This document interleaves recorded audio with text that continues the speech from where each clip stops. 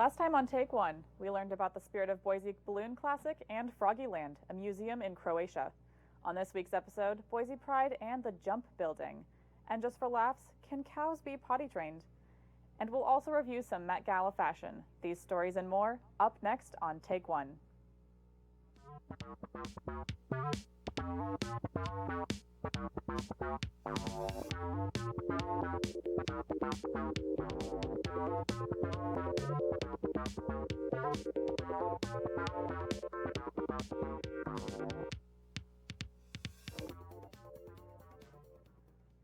Welcome to Take One.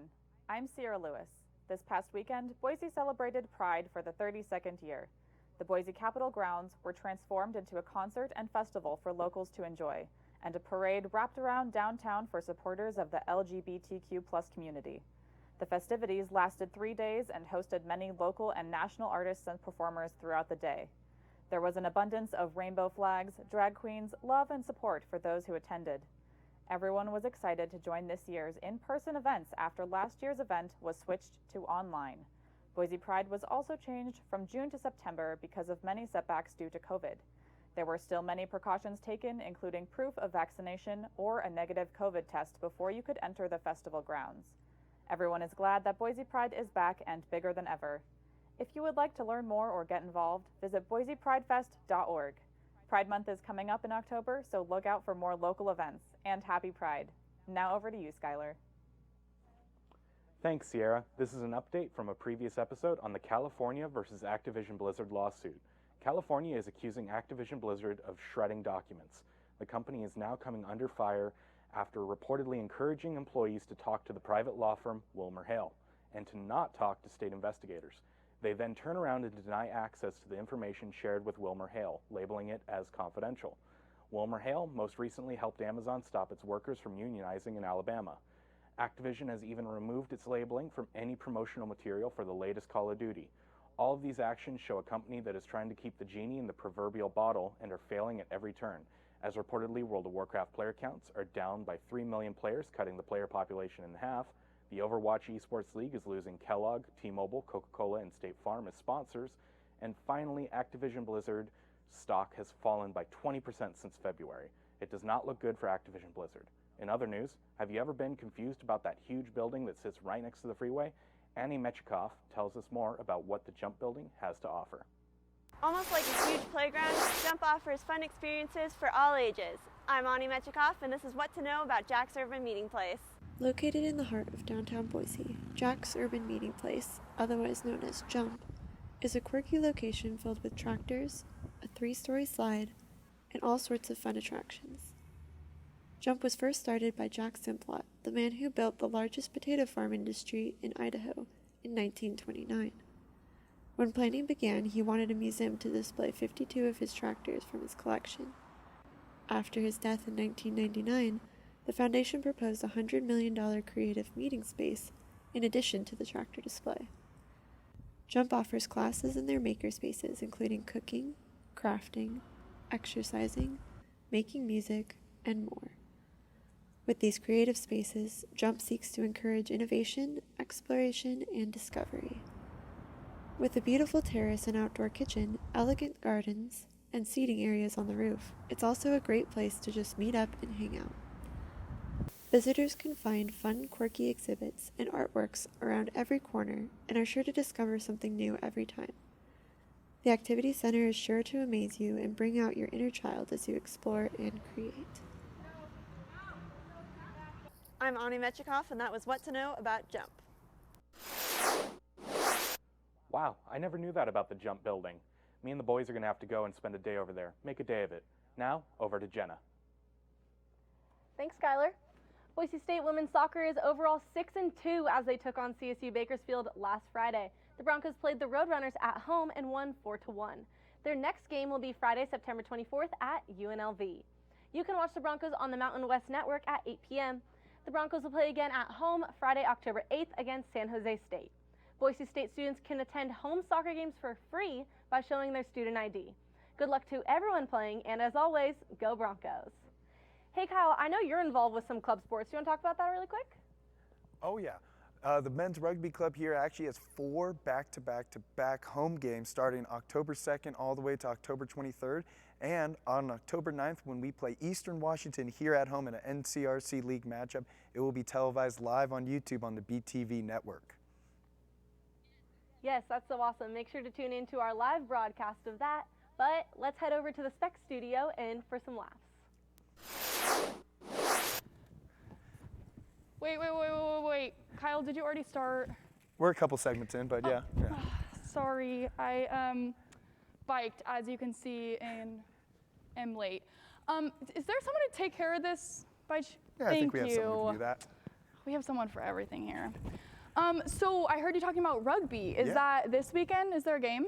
So we actually have our first league game this Saturday. We travel up to Spokane, Washington to take on the Gonzaga Bulldogs. Wow, that sounds like it's going to be really, really fun.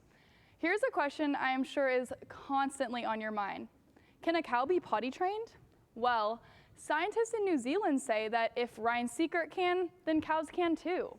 In fact, it's easier to train these animals than toddlers. Researchers trained 11 cows to use a special pen called the Mulu in just 15 days. The question of whether this was possible was initially presented as a joke, but the implications of this study could have a huge environmental impact. The massive amount of urine waste from livestock is a serious issue, and toilet training animals may make it easier to manage greenhouse gas emissions. This prior Monday was the Metropolitan Museum of Art's Met Gala. The Met Gala, or Met Ball, is commonly referenced as the fashion industry equivalent to the Oscars. It's a night dedicated to celebrating the universe of fashion, designers, models, and Hollywood stars, where they congregate in their most aesthetically indulgent manner.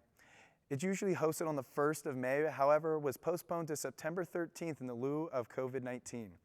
This year's theme is American Identity in Fashion. There were an uncountable number of incredible looks. However, the most unforgettable may have been from music demigod Frank Ocean.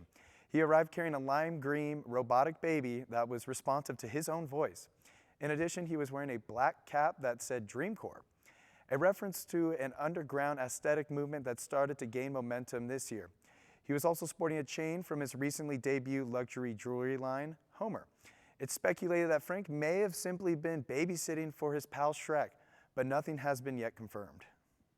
So I love Met Gala, I love Shrek, and I love Frank Ocean, but I'm just not sure that they all go super well together. No, I can see where you get that. They don't really go well with each other. No. I got my invitation to go, but a little too busy with rugby. And plus, course. I don't know if you can tell, but I don't have the fashion statement to go. Well, I have a special treat for you. We brought in some of the world's best known sources on fashion. Today, they're going to give us a review on some Met Gala looks. Over to you guys. Thanks, Madeline and Kyle.